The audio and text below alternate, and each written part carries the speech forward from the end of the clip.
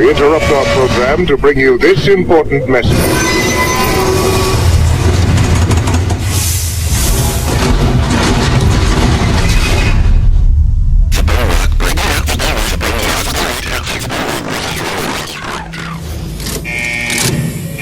The Brbd Breakdown.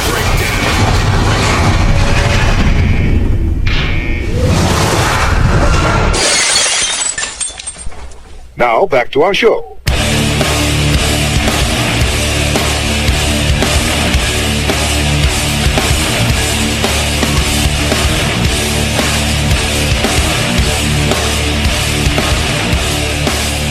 Welcome to the Brbd Breakdown. Alongside Miss Tommy Guns. Yo, yo. And I'm the Brbd, and here after a big Eagles victory. Much needed Eagles victory. Yeah.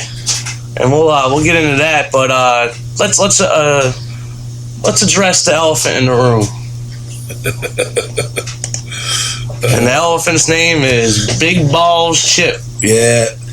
I don't know how to feel about all that. I mean, I guess they say rumors do start somewhere, and this is I guess what's even got us talking about it is it's a little more than some he said she said in the media shit, because now they're name dropping schools, you know. Yeah, but they're obvious schools. Well, I don't know if they're obvious, but they seem legitimate. Well, the USC one, they just fired the coach because he has some drinking issues and mixing drinks with meds and whatnot. So he had some issues going on, so they let him go. Texas, their team's imploding despite their win last week. And I don't know. I heard the Merlin talk tonight. I don't know where that stems from. But now is that Terps? He'd be a Terp. Yeah, Terp. Yeah, Terp. So he'd be a Terp. That's a good friend of mine, CJ Brooks. That's his alma mater. We'll have him on the show. We'll be interviewing him. CJ played for Oakland, played for Miami, I think. Played for a couple different teams. We'll have some interview from him. That's how I know Definitely. that. A little side note. But yeah, what do you think, man? You think just rumors? You think just shit talk in light of the 2-3 season, or what? I just think it's a bunch of talk right now. I don't really think there's any speculation or anything like that. I just think, the team is 2-3. Last week they're 1-3, and everyone thought that the team's going to blow up and Chip's going to run back to college, and I really don't see that right now. I see him coming and grabbing control. Yeah, I do to run away on a lose. Yeah, I think if he would have had 2 10-6 seasons like he did, and then left, that he could have left on, because he would always had that plausible deniability of being like, I was winning. You can't tell me I couldn't do it.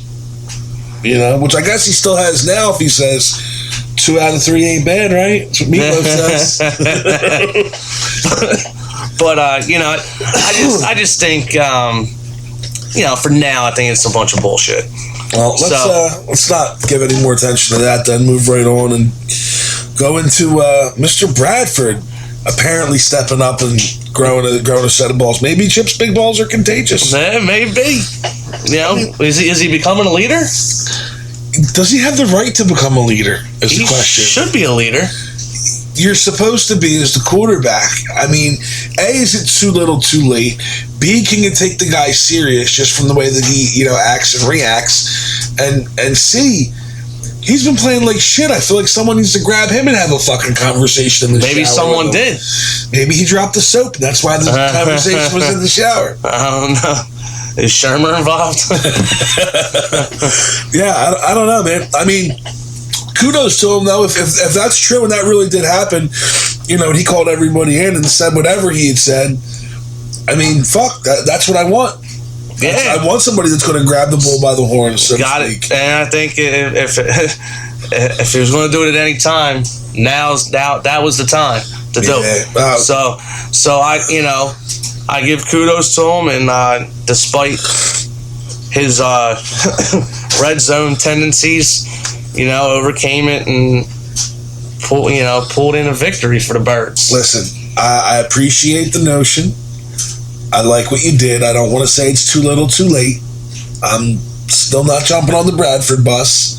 All right, we're still struggling with getting you on the Bradford. It's still warm, and there's plenty of seats available. Oh, I'm sure there's plenty of seats available. There's probably extra seats now. You can sit in the front of the bus, or you can sit in the back of the bus. Yeah, I'm sure it's carte Beer's blanche. in the middle, though. Beer's in the middle. Yeah, but he's still not out of hot water yet. He's got a long way to go, I think.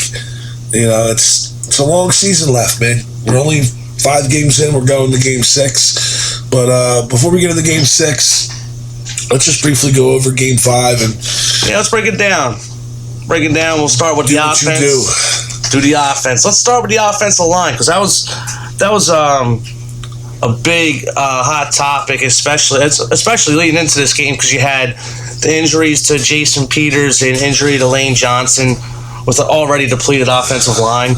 Pretty soon they were just going to have Kelsey out there blocking everybody, it seems. Yeah, and trying to anyway. And you know what? And I really don't know if, I know they changed the scheme up a little bit on the offensive line this week in regards to blocking schemes, but they look better. And I don't know if that's attributing to how much the Saints suck, or was it the scheme, and are they starting to gel? But whatever it was, it worked. It's been said that they're going to take till 5, 6, maybe even week 7 to get that cohesion and to actually gel. But what was said directly after that was it's probably too late at that point. I think the win that we got was a good thing, and it's got us in the right direction. But think about it like this: we're 2-3, right? So we're 5 games in. So let's just assume that we smacked the almighty shit out of crying Eli Manning this week. Sheila. Yeah. Or I'm sorry, his real name Alicia. So let's say we put it to the Giants this week, right? And that puts us at 3-3 coming into week 7, and a tie for first place, by the way. And a tie for first place, which really, it's not that impressive. It sounds way better than what it really is. I hate to even say it like that, but it's a first place is first place. I hear you. I hear you. But then there's only 10 games left at that point. We're already down 6 losses. So even to be comparable to our last 2 seasons, we'd have to go 10 straight, and I don't see that happening. You don't have to go 10 straight. To be 10-6, we would. Yeah, but you don't have to go 10 straight. I'm sorry. Yeah, you're right. But we would have to go 7? But I believe 2 years ago we started 1-3 and ended the season on, I think, a 7-game win streak to make the playoffs. Yeah. So what I'm saying is, which is kind of what we need now. It depends on who you play, but it is possible. I mean, you see the schedule. That's why on any given Sunday, we know the one loss. When we play the Patriots, that's going to be a loss. But I really think the offensive line is starting to gel a little bit. I think a few factors contributed to their success. I think they started to do a lot of man-on-man blocking. They got away from the zone blocking schemes, which I think was kind of affecting our run game. But the other thing they did is they started to run a 2 tight end set on a lot of plays. So I mean, on 25% of the plays, they had Selleck and Ertz in there together. And Ertz has become more of a blocker, but he found the end zone. Ertz and Selleck combined for 104 yards and a touchdown. I mean, that's impressive out of your tight end position, offensively. Plus, they're staying in the block, which I think opened up a lot of holes and, forces a defense into a nickel and gives more space to run the ball. So I think I hope he can't do it all every play, but I do think that Chip and the offense are starting to get a clue that they need to change some things up. And it only took 5 weeks. Yeah, but it's a work in progress. Yeah. So now let's talk about my boy Bradford. Yeah, that's your fucking boy. That's my boy. Yeah, it's definitely. I'll own it. You're gonna have to. We got that shit recorded. Yeah, I'll own it. God, man. Tell me, dude. What you think? I think he's terrible. I think he's exactly what I thought he was going to be. I think he's never going to be better than a midfield passer. By midfield, I mean, 4 to 12 yards at a shot. Well, we started to see it. He's starting to throw the ball down the field. But he's not good at it. And it's scary. Dude, you tell me that when he throws that ball downfield, that you look at his mechanics and you watch that and you're confident. Sorry. That's not what I asked you. Better than Foles. No, it's not. Yeah, it is. No, it's not. Foles is But without trying to kill my Foles dreams here. fraud. All right. Fraud. Call me what? He's better than fucking Bradford. I think he's better than Bradford. I think Bradford's real nervous in the pocket, and how can you? And I'll tell you, and I'll tell you another thing. And I'm not completely sticking up for Bradford, because Bradford does have a lot of things he needs to improve on. I think he looks to his checkdowns a little too early. He doesn't go through his full progressions on the field. But the wide receivers, man, still, and it seems like it's a redundant conversation we're having every week. But the drop passes, man, it's killing him. You know who doesn't drop the passes? The other fucking team when he throws it to them, though. Oh, that is true. Well, maybe we should get our defense start playing some offense. Man, we got to start trying something. You know what we need to do?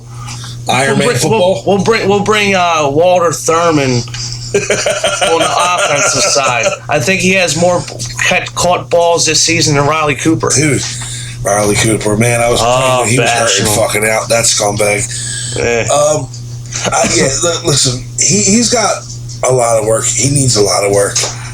He's not the answer, dude. He's not the answer. The bottom line is he's not the Foles wasn't the answer either. Okay, that's fine. Foles wasn't the answer. At the end of this year, you can wipe the floor, the plate clean, and go get a quarterback. Yeah, but or you can roll with the Sanchez, baby. What was? I almost wanted to see him in there. What? You tell me, what benefit was it to get rid of Foles and bring Bradford here? What did we gain by that? Nothing. Right. What did we lose by that? Second round pick. Cool. So I'm glad we're taking second round picks and just fucking throwing them around like they don't matter. That's the point that I'm making. Listen, he's not the worst thing that's ever happened to football. He's really not. Have you ever seen Bobby Hoyen play football? And I know I give him a hard time, and I know I fucking talk Foles up. And Foles isn't the greatest quarterback, and he's not going to be the greatest quarterback ever. But my point is this: we gave up to get. We shouldn't be giving up to stay mediocre or giving up to give up yet again at the end of the season. Because who the fuck knows what idiot, Chip, is going to trade or what draft picks, which I think are valuable, that he's going to trade or get rid of for another fucking quarterback, when we could be using those draft picks for, I don't know, call me crazy, but depth at offensive line. I'm just saying. That's the only point that I'm making. So, yeah, I got a little chip on my shoulder when it comes to fucking Bradford. Whoa, chip on your shoulder? Like that? See what I did there? Oh, look at you go. See what I did there? Oh, man. But before I fucking pop a vessel, dude, let's get into the worst part. Now, let's talk about the running back situation. Yeah, it's a situation, all right. Now we got a little. What do you think? A little controversy going on. It seems like the national media are trying to stir a controversy. Almost rightfully so, dude. Listen, they're not talking with no backing, and that's not to discredit DeMarco Murray. Let's just call it out. Ryan Matthews should be starting. Let's just say it. He should be starting. Does it matter who starts the game? Yes. Why does it matter? Yes. Confidence. So he can go in and start to play, run first and second down, and get taken out for the next 10 offensive plays. What does it matter if he starts or not? Shit matters on your contract. Ask DeMarco if it matters. DeMarco's fine. He's getting paid $20 million guaranteed. He's good. You think he'd be fine if he wasn't starting? He's good. He's got $20 million. The guy wants to win. Do you think he's used enough or used correctly? Either one of them. Do you think there's a point to have all three of them the way that we do? Fucking Sproles barely found the end zone this year. Well, Sproles is not going to get a lot of touches. There's only so much room for touches in this offense. There's only so many yards, though. There's only so many plays in the game. I understand that, but their yards are all comparable. If you put the numbers together, their yards are all relatively close. What's not close is the touchdowns. I don't know. I think Matthews should be getting the ball more. I think we're paying DeMarco a lot of money to do what Matthews I love the way he used Matthews, but he needs to use DeMarco in kind of the same way. See, here's what I see. I see when Matthews comes into the game, there's a lot of under center. A lot of times he'll go under center, and they're running Matthews off tackle straight up the gut, and he's hitting the hole. And that's what DeMarco should be doing. Well, here's what let me finish. Sorry. And then when I see a lot, and it may not happen all the time, but when I do notice it a lot, is DeMarco's in, they're in the shotgun, and they run that sweep. That's your favorite fucking play. I hate that play. And it just seems like whenever DeMarco's in the game, he's running that play.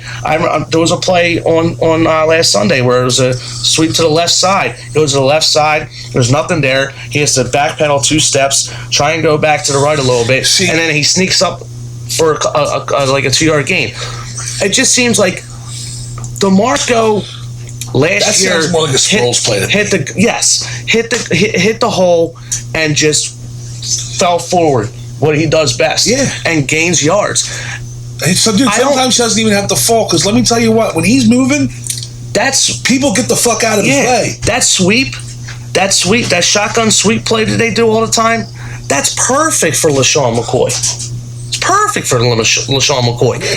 He's a lot quicker. You can get out there to the outside, do a little dance, and get a couple yards. DeMarco needs to hit the hole and go. And I just don't get how he used him a little better this week, but you still see him in that back. Do you think he learned from this week? Because he definitely did a lot better with the running backs, period, this week. But do you think he learned a little bit this week, Chip? Yeah, and I think it was. I mean, and let's not get all crazy here. The Saints' defense is horrendous. Now, if the Eagles came out this week and won this game 17-16 or 17-13, I would not be happy. I'm not really happy with the win that we had, to be honest with you. Well, let me just... I'm happy that they got together in the second half. The first half was horrendous. But they've been getting together in the second half. The opportunities in the red zone cannot go the way that's been going. Like, you cannot go into the red zone and just turn the ball over. No, 3 and out's got to stop. Going into the red zone, interceptions in the red zone got to stop. It's killer, man, and they were bad passes. You know what though? Even on the good ones, like we were talking about earlier, they're hitting hands and fucking stone hands. It's like watching stone hands out there, dude. Yeah. I mean, you can't drop passes. Listen, when your team's where your team is at, every player on this team needs to step up and do their part. We don't have room for everybody to be fucking up at once. Because when everybody fucks up at once, you're 1 and 3. You're 1 and 2. And then this is what we've had. You can't be dropping passes. And again, you know, Matthews, he's not fully developed yet. He's not your Calvin Johnson. He's not, you know, your Des. Well, his stone hands go back to college. I hear you. The kid's promising. He's not there yet, but you got to step up. Aguilar, and they're putting in the work. They're putting in the work. They're at the NovaCare complex every day at 7 a.m. They're hitting the jug machine, you know, working on their hands. It's a work in progress, but it needs to improve. Right, and the fact that we even got to talk about our starters and say things like they're a work in progress and need to improve, that solely lies on Chip Kelly's shoulders. Guess what? Speaking of receivers, you know who I am glad that actually showed up to the stadium this week and actually suited up and like got showed himself. What he was supposed to do? Yeah. Who am I talking about? Oh, I know who you're talking about because he's been our bird on the wire since the show started. I think. No, we're going a different way. He still sucks. Okay. He's terrible, but he did what he was supposed to do this week. I'm talking about Josh Huff. Okay. And he's been that guy who has been hurt or, you know, hasn't had the opportunity. And then this year he's getting the opportunity. He's just been non-existent. You see him on kick returns a little bit, special teams. But for him to actually, you know, get a couple catches in the game and get in the end zone, I could do without the flip in the end zone. But we've had situations in the past with getting the ball across the plane in the end zone without being touched. I guess I don't know where I'm going with that. That game in Dallas that one night. Washington with the rest of our fucking problem. Washington seems to be our Oakland. That's where we send all of our problems. That's where they all go to die. Yeah. Athletically, that is. Yeah. Jesus. But let's touch on the defense real quick, and then we'll move on. I don't have too many pressing issues with the defense. Overall, the defense has been pretty good, man. Secondary's picking up. One thing that worries me about the defense, it happens week after week, it seems. They're giving up that big play, that long ball. Give up a long ball to Brandon Cooks. Who? Brandon Cooks. That was sarcasm. Yeah. That's your fantasy guy right there? No.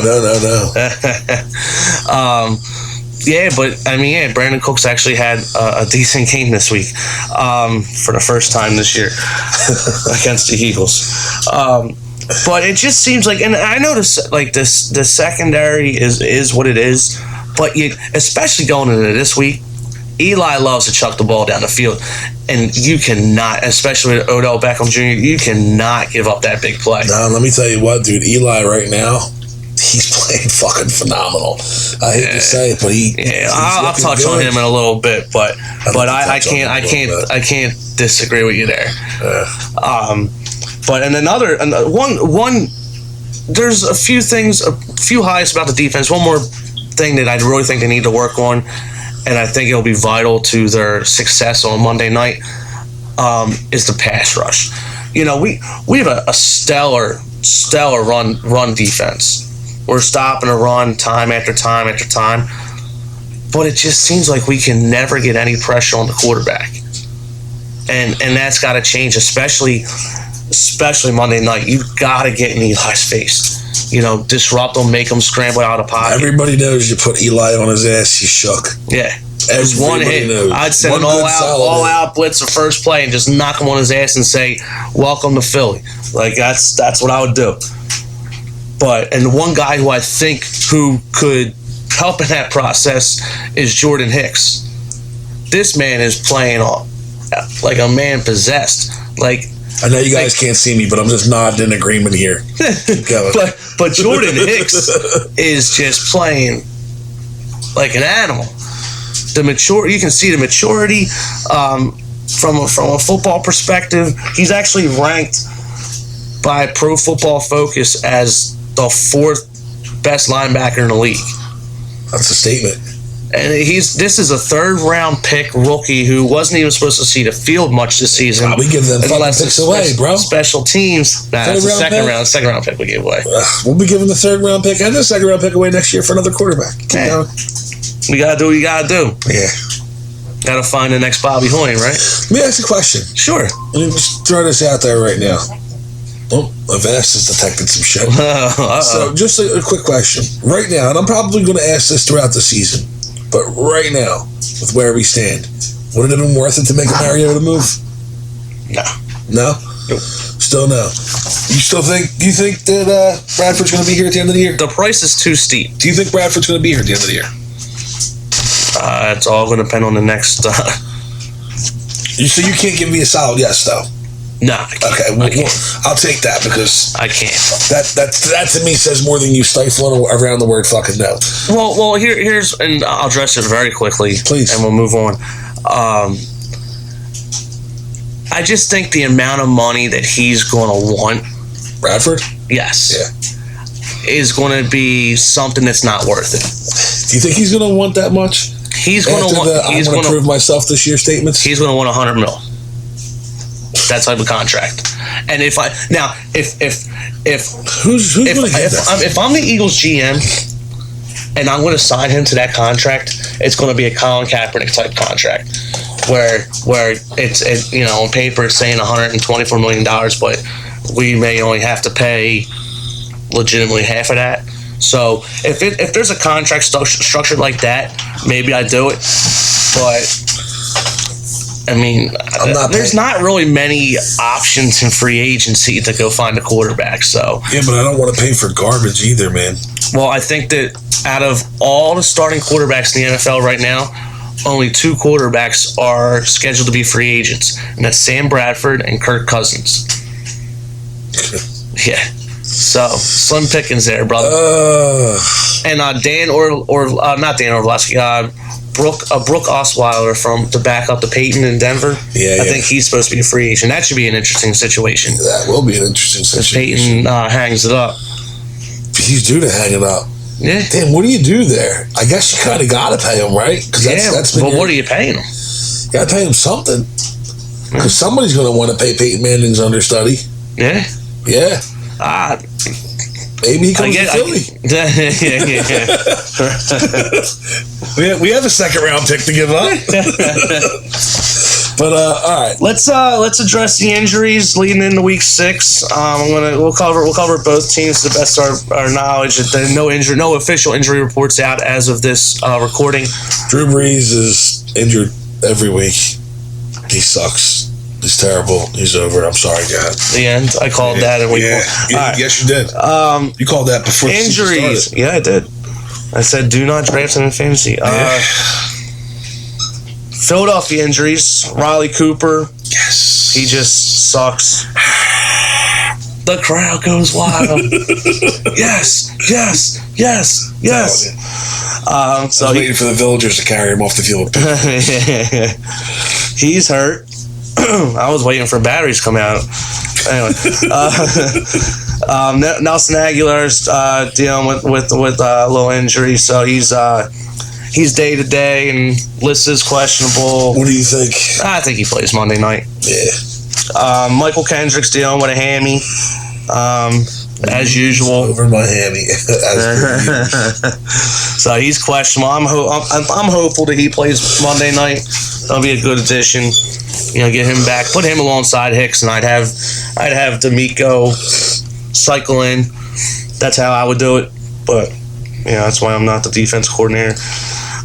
Jason Peters and Lane Johnson, I just put them on here because they were nursing injuries from last week. Their injuries are from before that. I think they're more hurt. I think they're more hurt, not injured. They're able to play. So and then what's that movie quote? Are you hurt or are you injured? Oh shit! I got it from somewhere. Yeah, that's a coach say if you're hurt or you're injured. If you're hurt, you can play. If you're injured, you're out, or some shit like that. Pull that quote up. And then Kiko, he's always on the injury report. Yeah, man, what the fuck with him, dude? It's a knee thing. God, that's brutal, dude. It's always a what thing? Leg thing. Yeah. Your fucking big boy Bradford. Fucking thing. And just New York's banged up too. I think this will be huge. Is that a firework joke that you just threw out there? What? Banged up New York. JPP. Bang. You guys can tell what I'm here for the show, right? Woo! Yeah, what the hell? Always a reason to celebrate. More fireworks. Right? Jesus. Prince Amukamara, I hope I said that right. He's dealing with a pec muscle injury. He hurts on Sunday night, so that'll be a huge loss for the Giants. I hurt my secondary. boobie. Oh no, my boobie hurt. Titties are hurting. In all seriousness, so that's not a fun injury. You ever pull your pec? Nah. I did a benching once, bro. It's not fun. It's way more painful than that doesn't sound fun. But they didn't say it's torn or anything, so it's just nursing injury. So I think he's listed as questionable at the moment, but it doesn't look good that he might not play. If he doesn't play, man, that's huge for the Eagles, and I would attack it. First play of the game. You need to attack everything off the rip. Yeah. No trying to outsmart, no trickery. Just double, triple reverses. Yeah, no, none of that, dude. Just like you said, all out blitz, put Eli on his ass. Dan Skippy, I give him the ball first. Dude, you better be jumping these receivers for the first 5 yards. I mean, ninja kicks the whole 9 yards. I win the toss. I'm like, yo, Coughlin, you take the ball. You come try and pound it down our throats.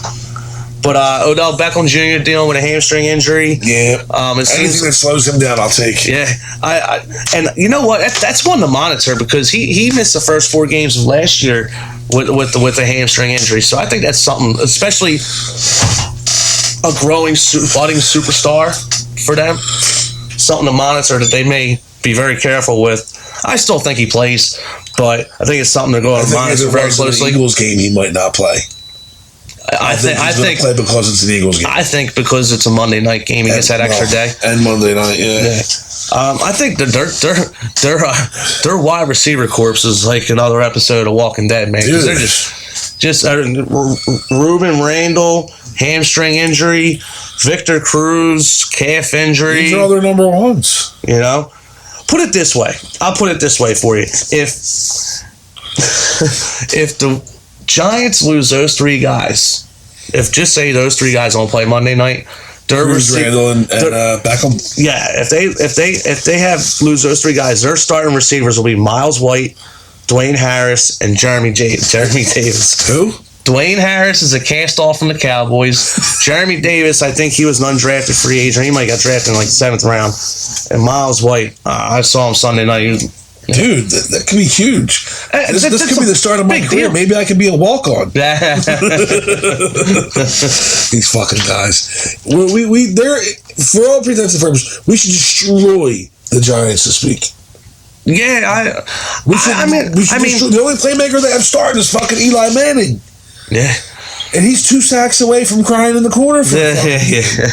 Listen, Eli, we know Philly's a rough city, but come on, dude. Don't be such a pussy. Man up. Manning up. Manning up. Manning up, brother. But I can't wait till Rick hears this. Our friend Dubs is a lifelong Giants fan, and we should have called him. What is wrong with him? Yeah, well, listen, he's a good-looking kid. When you're good-looking, you don't get all the brains. All right, I'm not going to hold it against him. He's living down there in Kakalaki, South Kakalaki, right? North Kakalaki. Yeah, North Kakalaki. What's the fucking difference once you're down there? Oh. I'm going to steal a story from you, Dubs. Please. He said he met... this story is sponsored by Miller Lite, if you didn't just hear that can crack, by the way. He met Rasheed Wallace in the airport today. Oh, yeah? Yeah. He was like... He put it on Facebook. I'm just stealing it from him. He said, I never felt so small next to a guy... And Rick is like 6'4" or something like that. Yeah, Dubs a tall guy. And he said, I never felt so small next to a guy... But he's like, I never met as big an asshole... Really? Ever. He said... Rasheed Wallace, total asshole. Really? Yeah. I don't know if I'm even disappointed about that, but... I commented it's Philly's finest. Yeah, you know, what are you going to do? Yeah. But I just thought, a little tidbit to our Giants. That's funny. Let's...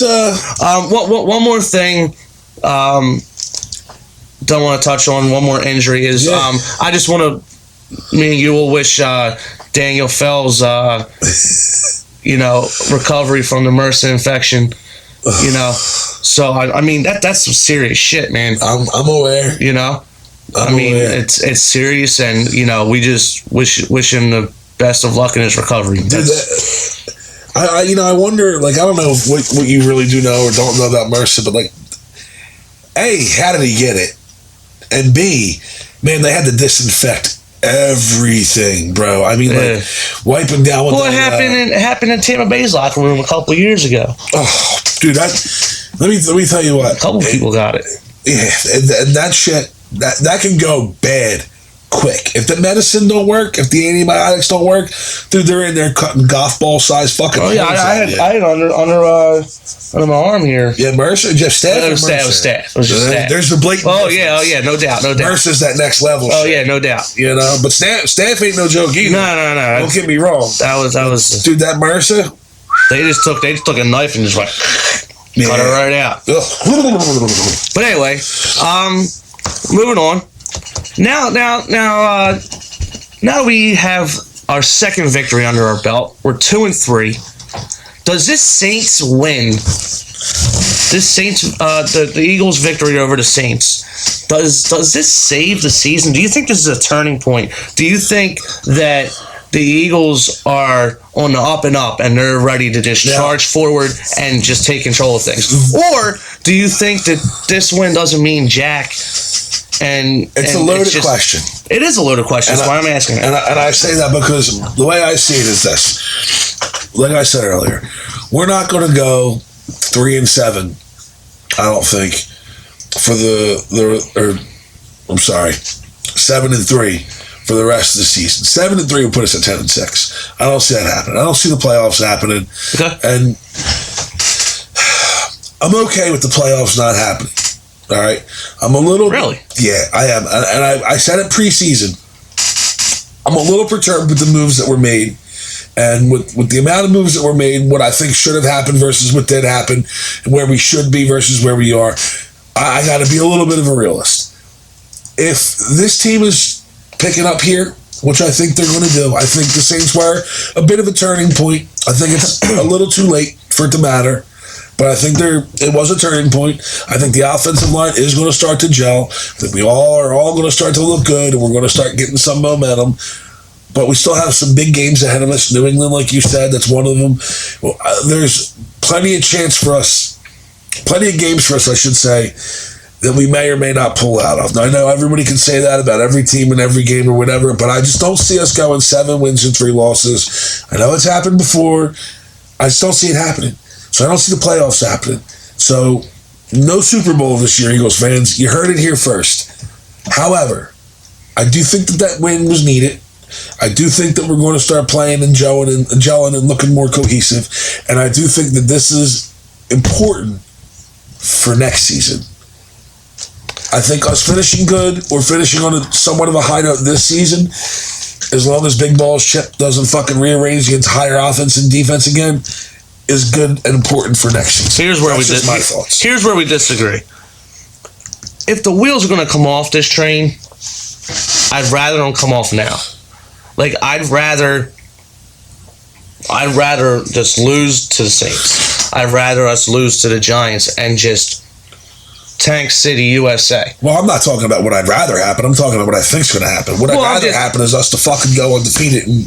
Well, yeah, I'm just saying, if the wheels are going to come off, I'd rather have a top 10 draft pick where we have the opportunity to draft maybe a stud offensive liinman, or maybe a quarterback, or some trade power for Chip. I mean, instead of going 8-8 and sitting in the middle of the first round again, it's just something. I don't know if we'll be 8-8. I don't know. I don't think we're going to be 10-6. I don't know if we'll be 8-8. I mean, I guess I'm putting us at 9-7, but me personally, I don't think the Saints game saved the season. I think it just delayed the process. That's more or less what I'm saying. I think that this week's game is a season saver. Because one, it's against your division rival at home. You need a division win because we don't have any. And it puts us in. And I know we're still early in the season, but it puts us in a tie for first place when everyone thought 2 weeks ago that this shit was going to blow up. So I do think this week, and Connor Barwin said it good too. He said, they asked him about the Saints win, a big win. He's like, it's just one win. He's like, basically, and I'm paraphrasing, it means shit if we lose to the Giants next week. He put it pretty blunt, and I agree with him. So do I think the season is saved? No.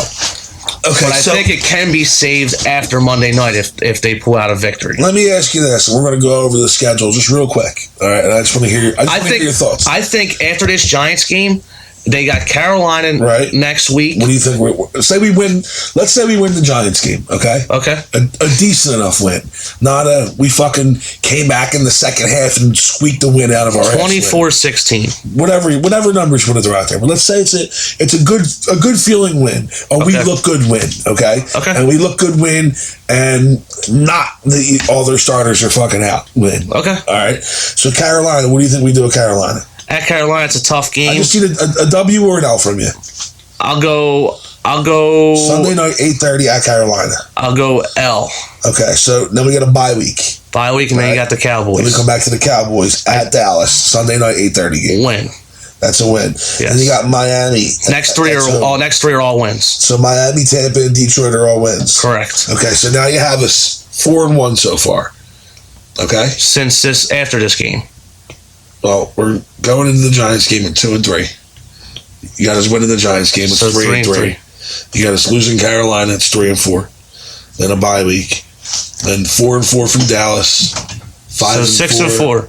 6-4 from Tampa. 7-4 from Detroit. Right? Yeah. You guys winning Detroit too? Yes. So that's 7-4. Loss. 7-5 Buffalo. Win. 8-5 Arizona. Loss. 8-6, Washington. Win. 9-6. 10-6. 10-6. So you got us going 10-6. Possibly. I got us at 9-7. It all depends on this week's game. What cracks me up is 10-6 and 9-7, as close as they are fucking worlds apart. I don't think so. Not in this division. I think in this league, for this team, for this season, worlds apart. They're not, because 9-7 can win this Chip division. goes 10-6, anybody who said anything wrong about this team can just fucking swallow it. Because they were 10-6 for the last 3 years. 10-6 is a good record. Yeah. But I think 9-7 wins this division. Ugh, I don't care about winning the division. Gets you in the playoffs. Fair enough. Giants did it in 07, I think. Is that the year they came in as a wild card and ran the table? Called Dubs. But anyway. Fucking knows Giant history. All right, we spent way too much time on that. Sorry. That's all right. Let's move into our Screaming Eagles. I got one. You got a few. My Screaming Eagle for this week, and I just think it's because I'm giving him the nod. One, because he deserves it. Two, because you probably won't hear his name in this category for the rest of the year, because he's now one of those unsung heroes on this team. He's a silent leader who just leads by example and just puts forth his best effort every week. What a preface. And that is none other than the juggernaut himself. There you go, Grease. The juggernaut, Brent Selleck. And I'll tell you why I gave it to him this week. One, he's become a hell of a blocker, and that's pretty much his role. And two, he got in the end zone. He did. He got in the end zone. So that's my Screaming Eagle, Brent Selleck. Congratulations. If I see you, next beer's on me. You know, Brent Selleck and Darren Sproles are tied for touchdowns. Oh, yeah? Oh, no. I lied to you. Brent Selleck has more touchdowns than Darren Sproles right now. Boom. That's why he's called the Juggernaut. That just happened. Who's your Screaming Eagle? All right, my Screaming Eagle is the offensive line. The whole offensive line. They pulled it together. They're pulling it together. They're working. They didn't look like a fucking slop fest. I like what's going on. It's a vast difference from what we've been seeing from them. So they're my Screaming Eagles this week. So Jason Peters, Matt Tobin, Jason Kelsey, Mr. Barbary, and Lane Johnson. And we can throw both tight ends on there. Congrats. Ertz, Selleck. Ertz and Selleck. So, yeah, I guess we kind of agreed a little bit there. But let's go to our favorite section. Bird on a wire. It should be Birds on a Wire, because Cooper's just there until he's gone. Yeah, he's just a permanent I don't fixture. give a fuck. Dude, if he has 120 yards and 4 touchdowns, he's still going to be my Bird on a Wire. Because he's a shitbag. Next time he's a bird on the wire, you got to wear a cowboy hat. Who? You. Next time, who's the Bird on the Wire? Cooper. He's always going to be the Bird on the Wire. So next week, you got to wear a cowboy hat. No. Why would I wear a cowboy hat? That's not nice. That's very nice. It's not right. My other Bird on the Wire, though. Who's your Bird on the Wire? I agree with you this week. All right. Wow. Hold on. Not only does the Bo Rock agree with me this week, the Bird on the Wire officially this week is Mr. Bradford. Sammy B. Now, if you guys hear that sound in the background, that's a screeching halt the bus just came to, and all the beer rolling for the front. Get the beer quick. Get the beer. Normally, this is easy for me to go off on a tangent about him and why he is where he is, and I feel. So I'm just going to sit back and go ahead. Why is he Bird on a Wire? I can't get over the red zone interceptions, man. I really can't. I lost my mind on Sunday. I was in the car. I was meeting a buddy of mine up at a local bar, and I pull up, park, and I'm listening to the play, right? And I hear interception, and I fucking lost it. I was like that guy in the commercial. I forget what the commercial is, but the dudes roll. We talked about last week. I seen that commercial. You've seen it, yeah. Yes. So now he's like all cheering in the car. Like I was the complete opposite, throwing a freaking fit. And I'm not allowed to have the radio on in the car when I drive. I was by myself. But so then the Wawa's right there. So I go on the Wawa, and guy's got an Eagle shirt on, and he's talking to the dude about, what's going on. I was like, yeah, Bradford just threw a pick. He's like, what? I said, yeah, he was in the red zone, throw a pick. And he lost his mind in the Wawa, And I just can't get over the red zone picks, man. You got to be careful with the football in those situations. Those situations are points. Whether you get a field goal or 6, whatever you do, you got to make sure you get points. I'd rather have the field goal than the interception. Yes, you cannot leave points on the field. And as you get deeper in the season, it's going to be more important to be very careful with the football. He's got to go through his progressions, and if he doesn't see it, roll out a pocket and throw it away. Throw it in the ground. Throw the Donovan McNabb throw. I don't care. Just make sure it doesn't get picked off. So for that reason, and that reason only, Samuel Bradford is this week's Bird on a Wire. So with that being said, I'm going to cut that clip out. And that might be your phone ringtone now. Sam Bradford, Bird on a Wire. Bird on a Wire. Bradford, I think that's going to be your ringtone. Yeah, why not? So, with that being said, let's turn that damper, we'll turn that frown upside down, and we'll dip into some fantasy football. Yes, sir. Since the last time we spoke, ladies and gentlemen, Bo Rock and myself have been getting into FanDuel and DraftKings. I'm just going to put that out there. Yeah, FanDuel and DraftKings. We're drinking Miller Lite, FanDuel, and DraftKings. No, I'm kidding. But, yeah, we've been putting our money out there a little bit on top of the multiple fantasy leagues that both of us play in because we're fucking degenerates. Yeah. I enjoyed my first football DraftKings experience. So How about $18? I will continue to do it. Yeah. So, might be a topic coming out of these. We're going to... hopefully in the next week or two, we're going to try and come up with a daily fantasy sports daily fantasy football segment in regards to DraftKings and FanDuel. So we're working on that, and hopefully we can provide some insight on those games for you guys. Though, let's do our drops and ads, or as you so eloquently called it, taking out the trash and dumpster diving. Yeah, let's go dumpster diving first for some waiver wire pickups. You know how it gets, later and later in the season, the harder and harder it is to find somebody on the waiver wire.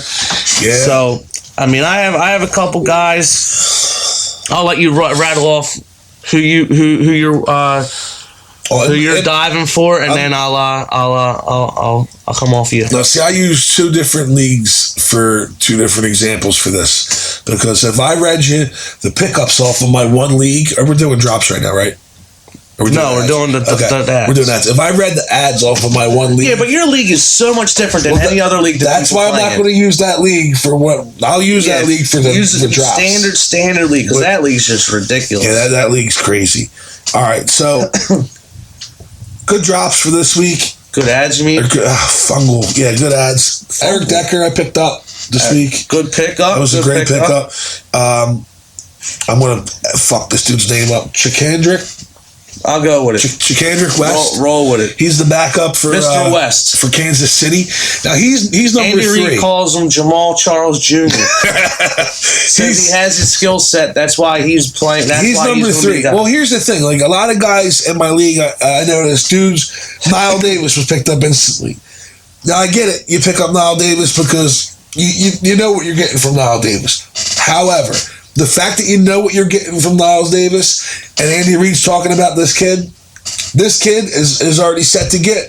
The minute he fumbles, most of the plays. Well, they say that now. We'll see. But he's going to get most of that work. Jamal Charles is the number 1 running back anywhere you go. This kid's going to get the majority. Yeah, not this week, but this kid's going to get the majority of that work. So if you're hurting at running back, this is definitely a good week to pick him up to add some points to your add some much needed points to your roster. Who else you got? Anybody else? Yeah, I always fuck this kid's name up too. Who? Barnage. Oh, Gary Barnage. There you go. Yeah, he was trying to get with a WWE diva. I watched it. Attaboy. Yeah, he was. Have he you was seen trying to some hit of them it. broads? He was trying to hit it, man. Dude, they hit back. They hit back. Yes, they do. But yeah, Barnage is a good pickup. Yeah, he's going off. And you know what? He was a blocking tight end, and all of a sudden he's fantasy relevant. It just blows my mind. He's getting all the if targets. He's out there, grab him up because he had 139 and a touchdown last week. The week before, I think he had over 100 yards. So I mean, he's Josh McCown. He had loves 139 last week, 8 receptions, 10 targets, 8 receptions, 139 yards, 1 touchdown. Week before, he had 6 targets, 6 receptions, 75 yards, 1 touchdown. Week before that, 10 yards, 6 receptions, 105 yards, and a touchdown. Now, if you're playing fantasy, dude, the last 3 weeks, 16 points, 13 points, 19 points. Now, they're not massive amounts of points, but coming from a tight end, you only get those kind of points from, like, Gronk, Antonio Gates, like, like those points aren't just laying around. So he's a solid pickup right now as we stand. We go into the week 6. Speaking of Antonio Gates, he's not on my list because I think he should be already picked up in most, if not all, leagues. But if he's sitting out there on your waiver wire, go grab him now. He single-handedly won my game last week for me. Dude, it's funny how he's been sitting out there in some of these leagues that you look at. Like, some of these guys that you find out in leagues are crazy. Who you got for your must-ads this week? You covered running backs for the most part, so I'm going to dip into the receivers. A couple receivers. I got 1 running back. I'll do the 1 running back first, just because of an injury. If anyone has Justin Forsett, I would be sure to monitor that situation throughout the week, and go get Buck Allen right now. I think his name on the actual waiver wire is Javarius Allen, but he's called Buck. So go get the Buck. Just if you have Forsett, as a handcuff, they just moved Talaferro to the IR, so he's the guy. Receivers. If you don't have Willie Snead right now, and he's sitting out there, I'd go grab him because he's getting the targets. Drew Brees trusts him. I think he had a $141 against the Eagles last week. He's been increasing. His production has been increasing week to week.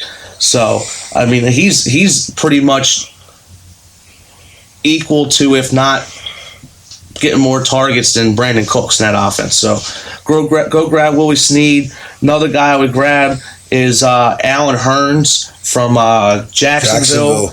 He put up he's a streaky player, but he's streaking upward right now, so I go grab him. And the last guy I go grab, and this is going to be contingent on the injury status of his teammate, but I would go grab Ty Montgomery from Green Bay. I think he had like four catches, 59 yards, and a touchdown last week's growing trust from his quarterback Aaron Rodgers. But if Devontae Adams returns, I would definitely grab him if he's out there on the waiver wire. I saw him in a couple leagues. One more pickup on the waiver wire. Sure. Well, he should already be picked up for a backup, but I picked up Chris Ivory this week. How the hell is he on the waiver wire? Don't even get me started. That dude's a beast. Don't even get me started. That was one of my pickups. They were on the bye last week. 2 weeks ago, he had like $140 or something like that in England. And we're gonna hope that continues for your boy Uncle Guns, because Daddy needs points. Yeah. Now that we went dumpster diving, let's take out the trash. All right, well, you got your obvious Jamal Charles. That's a no-brainer. Well, not if you're in the keeper league. Just keep that in mind. Because I'm in a keeper league and someone dropped him, so I have a claim in for him right now. So if you are in a keeper league, please take that in mind that it is a keeper league and he will play again. Oh, and real quick, the ads. If you haven't added them already, Big Ben Roethlisberger looking to come back. Des Bryant looking to come back. Some moves out there to be made. But yeah, for drops, Carlos Williams. Gone. I'm not ready to drop him yet. He's a drop for me. Well, it depends on the depth, but I mean, I still still get a couple more starts out of him. He was producing even when LaShawn McCoy was in the lineup. So for me personally, I would try to hold on to him, but everyone has depth issues with bye weeks and whatnot. So I understand the reason behind the drop. Yeah, I just can't. I couldn't do it. What you got? Eric Ebron, that's your boy. Dude, I really thought I had high hopes for the kid. Thought he was going to have a breakout year this year. He didn't. I don't know what his deal is. I don't know if it's just the team he's on. He got the Detroit flu. He definitely got the flu this week. So he's on the drop list. Who else you got? Mr. Jones from Washington. Matty Jones? He's on my drop list. Yeah, that whole backfield's a clusterfuck. Yeah, I want nothing to do with any of that. It's a mess. Victor Cruz is a drop for me. Victor Cruz? He might play this week. Me. He's still a drop for me. I agree. I think he's done. Oh, Jesus. Allergies just kicked in all of a sudden. Yeah. Daniels. A hairball? That's my dog. Daniels, he's a drop for me. Owen Daniels? He's a drop for me. No trust in Peyton. No. Not for him, anyway. I don't see it happening. Last but not least. You know what's funny? You haven't hit any of mine yet, but go ahead. Tyrod is a drop for me. Tyrod Taylor. Yeah. Sprained MCL. So. Rex will still not commit to saying he's not playing Sunday, but they're making every move hinting that they're starting EJ on Sunday. What do you got for me, Bo-Rock? Who am I taking out to the trash? Who am I dropping? Matt Stafford. Whoa! Get out. Get out. It's Orlovsky time. Nah, but seriously, he's just gone downhill, man. He looks awful. He's a turnover machine. I cut ties with him quickly. Another guy I would cut ties with is Roddy White. Roddy White is just non-existent in that offense right now. Couldn't agree more there. Now, I guess I would monitor Roddy White a little bit in case he does get traded. I really don't think he's going to get traded, but for the time being, in the current situation, I would cut him. Joik Bell, I brought it up before. Adios, amigo. If he's still on your roster, you got fucking. Don't even listen to what we're talking about. Yeah, he's got fucking Detroit, issues. He's got the Detroit flu too. And the last two I have. The first guy I'm going to name, they're both running backs. The first guy I just have never liked, and he's always been a constant disappointment in fantasy football, and that's Lamar Miller. Yeah. I have never drafted him in any league, and glad I haven't. He's always underproduced. He's on my waivers now. I didn't even think to bring him up. Which is exactly your point. Don't even think about it. And the last guy, and I had high aspirations for this guy, but it just hasn't happened. And I think just the change in offense, I don't know what's going on. But CJ Anderson, I think it's just, I've given him time. Dude. I've given him time. Listen, I have a partner in both of my leagues, okay? I can't deal with it anymore. We have him.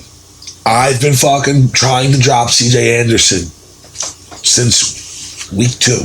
I traded for him 2 weeks ago. Yeah, you got smoked on that trade. I didn't get smoked on that trade. I traded out for Morris. How's he doing? Oh yeah. No, wait. When you got smoked on that trade? I traded Kelsey and Morris for Aguilar, CJ Anderson, and Austin Safarian Jenkins. Oh no, it wasn't you then. Dynasty League. Yeah, no. Somebody else got smoked on the trade. I have Gronk as my starting tight end, so I wasn't worried about that. No. And Alfred Morris just sucks. Terrible. So those are my guys I'm taking out to the trash. Let's jump into our stardom and sit-ems. Real quick before we do stardom and sit-ems. Go for it. One guy I forgot to tell everybody to fucking add. Quarterback for the Cowgirls. Matty Castle. There you go. Matt Castle on a bye week this week, but if you're in 2 QB leagues or called this 2 weeks ago, or if you're just hurting for quarterback, well, I guess go grab him.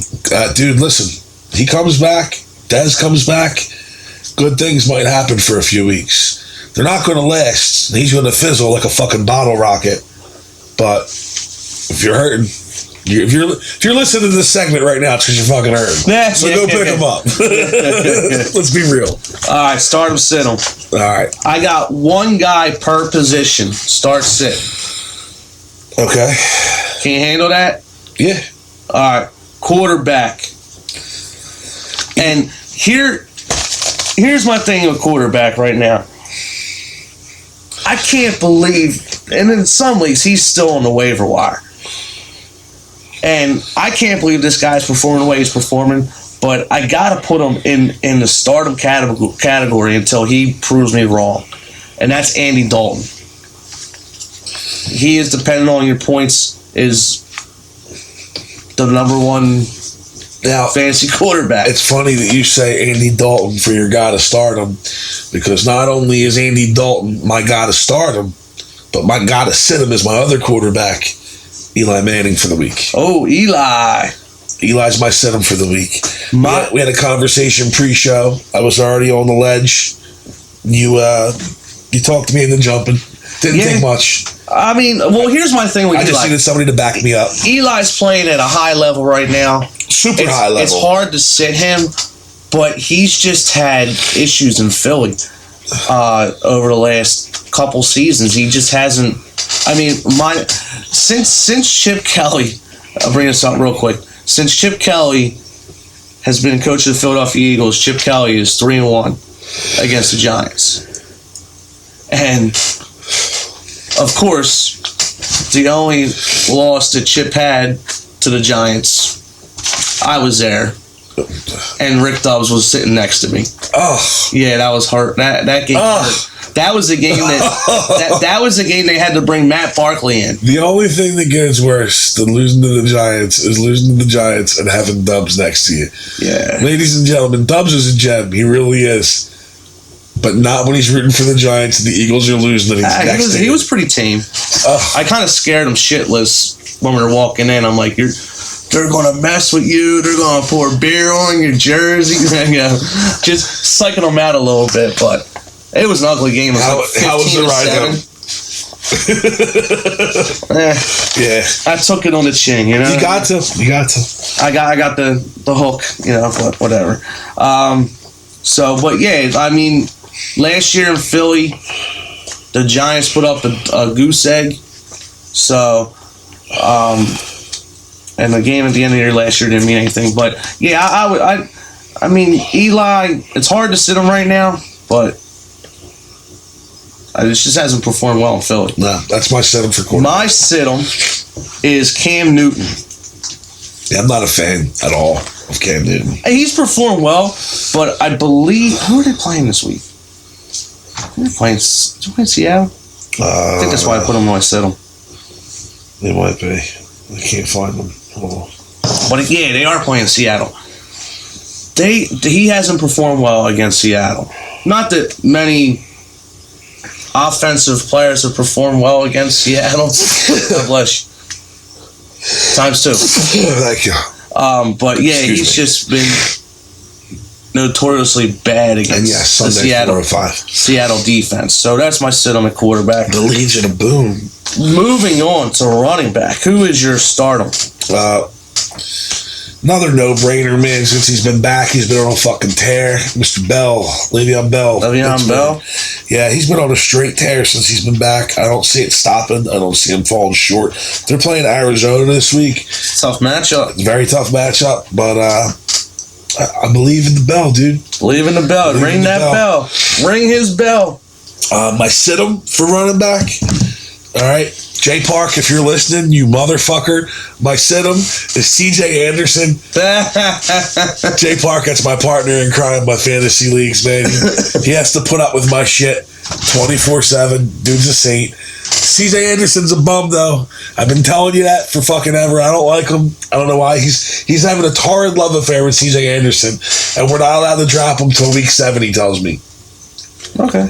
Based off of, in all fairness, CJ Anderson didn't turn it on until the end of the season last year when Peyton was shitting the bed, then all of a sudden running back, whatever. I don't see it happening. But Mr. Park, CJ Anderson, sit him this week. All right. my stardom is, and I had to put him here again until he proves me wrong. And he's got a great matchup this week. But Devonta Freeman from Atlanta, he's a beast. He's playing. The Falcons are playing. Falcons are playing New Orleans. New Orleans, and you saw New Orleans doesn't have a great run defense. Julio Jones is going to be limited, so you might have a lot of, a ton of running, dude. So I'll definitely start Devonta Freeman. My sit-em at running back is Lamar Miller, just because he sucks. Terrible. Devonta Freeman, dude, real quick, just to touch on him, his fantasy points in the last couple of weeks. 3 points, 11 points, 40 points, 32 points, and 28 points. He's on a roll. Dude, his last game against Washington was 153 yards. Ride the wave. Yeah, listen, New Orleans, Tennessee, Tampa Bay, San Francisco, you can ride that wave clear into week 11 when they go to fucking see Indianapolis. No problem at all. Who you got a receiver? Start him. Larry Fitzgerald. Larry Fitz. Against Pittsburgh. I know I'm on the Pittsburgh, Arizona theme here. Listen, nobody thought Fitzgerald was going to be doing what he was doing right now. He's the veteran on the team. He was supposed to be more of a supporting role, and then all of a sudden, he wakes up. And he's a monster again. He looks like the Larry Fitzgerald. Larry Fitz for sure. He didn't do much against New Orleans. He was 8 points first game, and then he was 32 points, 28 points. Like he's putting it up. He's putting it up. He's putting it to work. I think he's going to fucking do work for Pittsburgh on Sunday. Who am I sitting? Where's my sit-em? I swear to God, I had all this in front of me. James Jones, Green Bay. That was your boy. He's still my boy, but I know he's not feeling 100% right now. You just put him on the pine. He's not. He's pissed he at might you. not even start. He's pissed at you. Hey, listen, it's all fair, love and war. I hear you. So he's not even definitely going to start. How do you know? Because it's what fantasy sources tell me. Are you Aaron Rodgers? Are you? No, but I got connections. Ain't you starting somebody else aside from him? I'm homies with Olivia Moon. Oh shit! Yeah, watch out. Oh shit! Got the hookup. Oh shit! My stardom at wide receiver, because if it's going to happen any week for this guy, it's going to happen now. I'm going with Megatron, Calvin Johnson. I seen him, and I know I told you to cut ties with Stafford and all that nonsense, but Megatron's going to get his touches. And what better time to break out than against the Chicago Bears defense? This is supposed to be a pretty decent game. Well, yeah, it's battle of the bad and the ugly. And my sit-em for this week, and a couple of factors lay into this. One, he's coming back from injury. Two, he might not have his starting quarterback. But Sammy Watkins, until he gets back to 100%, really can't rely on him. He's just been a fantasy disappointment just because he's been hurt. So that's where I would go with that. And moving into tight end. You got tight end now? Start him? Start and sit him? Barnage. You want to start Barnage? Yeah, who you sitting? My boy Ebron, dude. Ebron. Yeah. It's your boy. It's tough. Actually, I'll give you, yeah. We'll just stick there. And I'm tired of being long with it. My tight end to start, again, riding the wave, Tyler Eifert. He's becoming a beast. I called that one in preseason, too. Yes, you did. And my sit-em at tight end is Mr. Yeah, you give me a drum roll. Jimmy Graham. And I call that shit. Jimmy Graham just does not fit in that offense, man. I'll tell you what, I bet you right now that Seattle is regretting that trade. You think? Because their offensive line sucks. They lost their boy Max, who was center. Yep. And it's greatly affecting their run game. Oh, missing Marshawn. I mean, except for last week, the kid ran off for like 100 and something yards. But they're missing Marshawn, but they're also missing their pass protection is horrible. So sit Jimmy Graham. You heard it. Check back with us next week. You can call in. You can write on our Facebook at the Bo Rock Breakdown at facebook.com, at the Bo Rock Breakdown on Twitter, or the Bo Rock Breakdown at gmail.com if you want to send us some hate mail. Feel free to email, Facebook, follow, I love hate mail. tweet, fight, fuck, whatever you want to do to let us know how awesome we are and how we just saved your fantasy league. And maybe you want to cut us in for a slice of that pie or how much we suck. But let's move it on. Guess what Monday is? Oh, I know what Monday is. Monday's the blackout. It's the division showdown, Blackout City, Philadelphia, PA. Eagles are back in black, all black. Good history in the all black, too. Yeah, 27-0 last year. Yeah, yes, sir. I'll ride that wave, too. Till it crashes, baby. Till it crashes. They can come crashing down on me, but hopefully it's not next Monday. Yeah. Let's dive into this Eagles-Giants matchup. Well, we already talked about Eli on a rampage. We know half of their starters are hurt. You know what I mean? The receiving core is fucking limited right now. I'll tell you what, though. Eli, as much as Eli's been borderline great. Man, it hurt you to use that word. You guys had to see the pain on his face for that word. He's been damn good, all right? That final drive Sunday night was pretty good. He's starting to earn his money. A lot of it, a lot of that drive was the 49ers' failure to recognize that Shane Vereen was on the field. But anyway, but then he has these lapses that like at the end of the first half, he's rolling right and he throws a duck to the corner of the end zone, gets picked off. At the end of the first half, you throw that ball away, you kick the field goal, you take the points, go in a half. Like there's little things like that he just. Wait a second. Are you questioning the $84 million man's decision making? I just love seeing the Manning face. I love it. So I just don't. Bottom line is the Eagles need to get pressure on the quarterback, send some blitzes, and get in his face. Make him scatter out of the pocket, because when he's on the run, he's not as successful. He likes to sit there in the pocket, go through his progressions, step into a throw, and make a damn good throw. Sounds like Bradford. He gets rolling to the outside and has to move his feet a little bit. He's not as successful. So, bottom line, get pressure on the quarterback. They don't have much of a running game, and we're pretty damn good against the run. So, and the receivers are all fucking hurt. Well, yeah. Well, hit them when they're down, baby. We'll know more as we get closer to the game, but hit them when they're down. And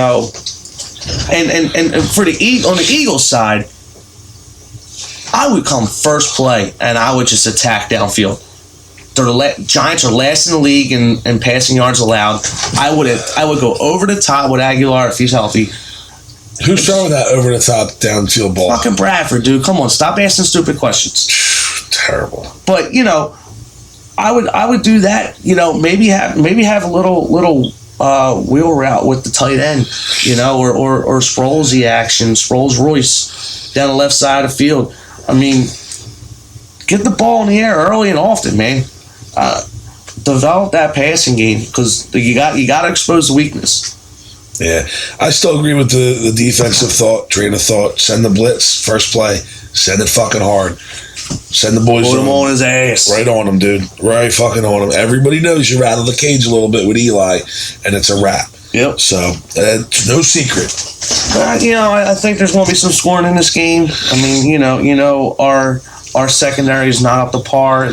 Eli likes to go deep. He likes to run that 4 vertical. They've been looking better, though, our secondary, dude. Yeah, they've looked a little better, but they're still giving up that long ball, man. It's aggravating. Yeah. It just seems like they have like this brain fart, and they don't know. They're like, well, this guy went past me. I guess I better go get him. Like, it's just a miscommunication in the defensive backfield. I don't know what's going on. So they need to rectify that quick. You think there's no leadership? No one's standing up? No, I think Malcolm Jenkins does a good job of that. Yeah. So I don't think leadership's the issue. But I just think it's... Look at Byron Maxwell. Byron Maxwell has a good batting face. You know, after he got lit up by Julio in week 1 with the hair and everything. Dude. Yeah, I can't stand the smug fucking responses. What were we comparing him to? Donovan? Yeah.